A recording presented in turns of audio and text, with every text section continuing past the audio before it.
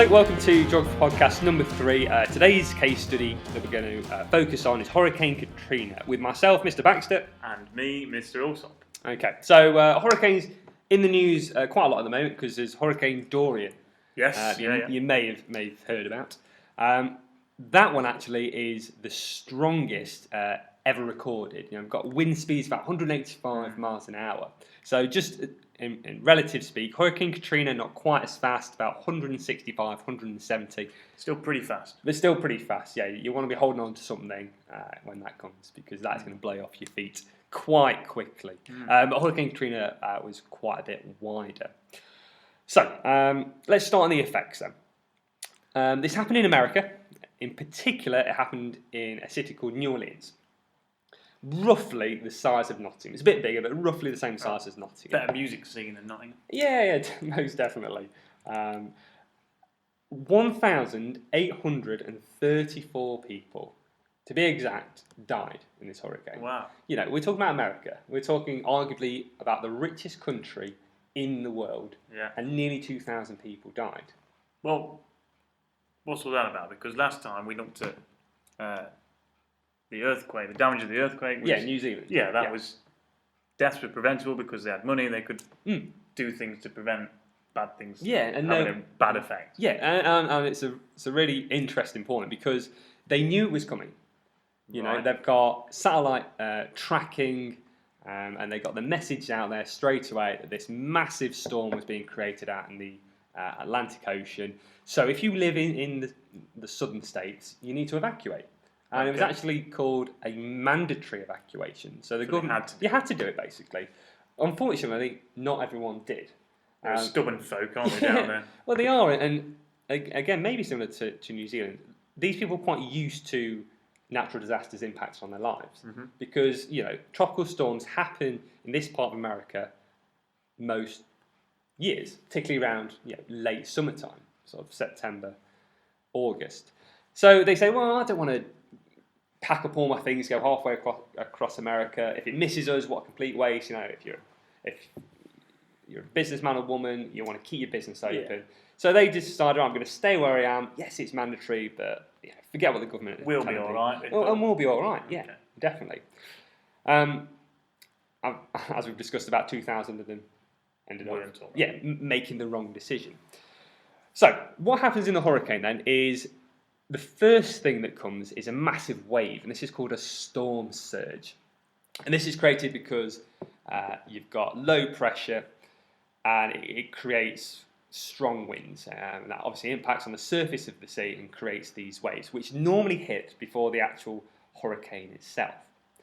Now, this was quite interesting because the path of the hurricane, it started out sort of in the Caribbean and was heading towards Florida, in the state right down the bottom of America. Yeah. And where Dorian is. Yeah. So it's a very similar path. And it actually just skirted around Florida. And then it basically sat, there's a body of water called the Gulf of Mexico. Yeah. And it was actually heading to America's delight towards their nearest and dearest. It was heading towards Mexico in a very quite linear straight path. But as it headed towards there, it stopped again. And that's where it built into what's called a Category 5 hurricane, which on the scale is the biggest. So what do you mean by built? How does a hurricane build? How does it get there? So a hurricane, in essence, needs water. Right. Water is basically its engine, its power. Okay.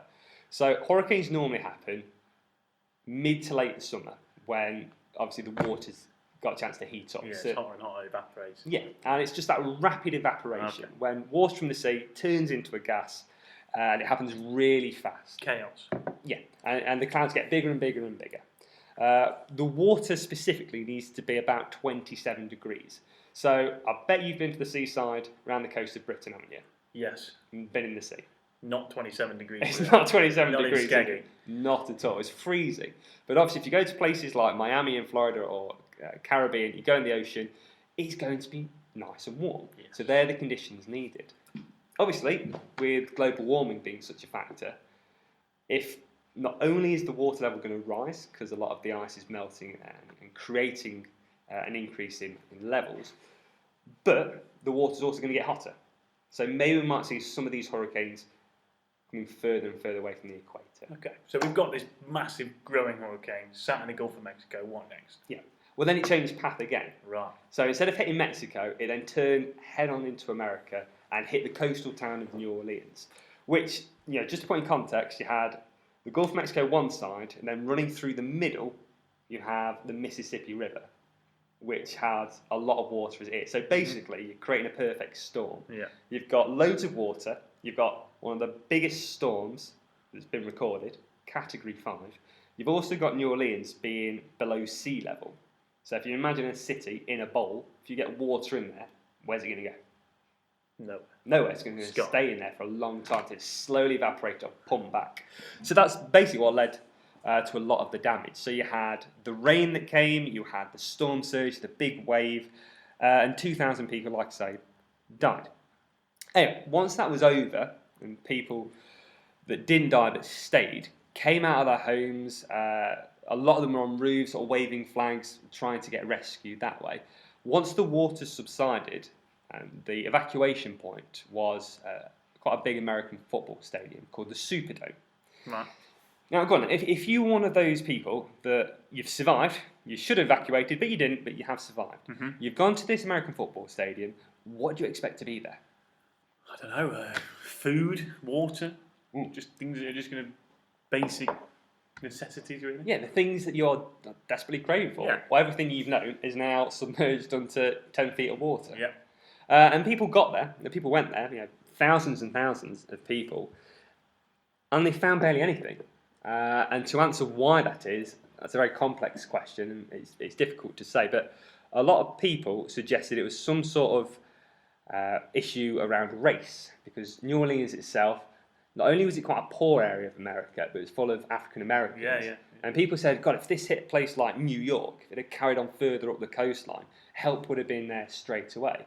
So there was real basic necessities there, but it also took about 3 days for extra stuff to come. Right, so you're saying that the people in charge, the American government, Yeah. state government, whatever, weren't that bothered.